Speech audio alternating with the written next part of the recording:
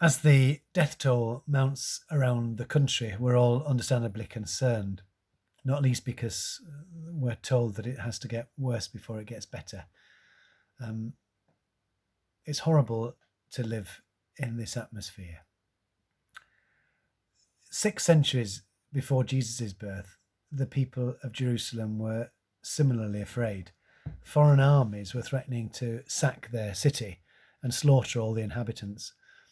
And the prophet Isaiah, as we hear in today's first reading, prophesied to King Ahaz that a time would come when God would save his people because a virgin would conceive and bear a son, and they would call him Emmanuel, or God is with us.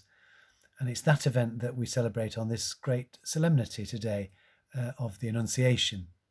But how can the conception of Jesus all those years ago help us now? Well, to understand that, we have to go back before human history began. We have to listen to God the Father and God the Son speaking to each other in eternity. We can hear their conversation in our second reading from the book of Hebrews. The Father is aghast that humanity should have spurned him and sought to find meaning in life without reference to him. His fatherly heart hurts for them because in turning away from him, the source of life, they have entered into the realm of death. Who can rescue them? He asks. Here I am, says his beloved Son. I come to do your will. Where mankind had said no, the Son says yes. For this plan of salvation to work, however, the Father needs a daughter of Jerusalem who will similarly say yes. And when the Archangel Gabriel appears to Mary, she is deeply disturbed by his words.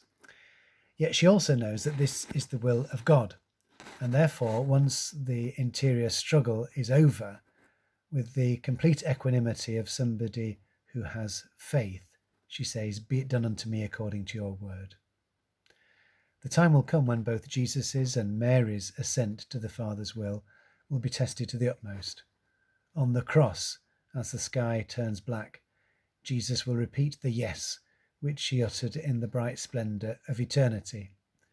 And Mary, gazing upon the tortured body of her Son, says within her soul at a much deeper level than previously, yes, yes, yes, as she who cannot embrace her Son because of the cruelty of his tormentors, nevertheless out of love for us, her brothers and sisters, embraces the Father's will for him. And now there is a need for a third yes. That's our own. Will you play your part in building up my civilization of love, using the graces which flow from the cross? The Father asks us.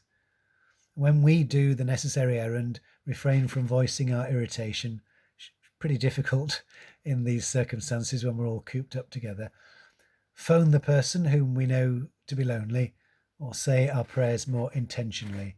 Well, what is that, my brothers and sisters, if not saying to God the Father, "Be it done unto me according to your word"?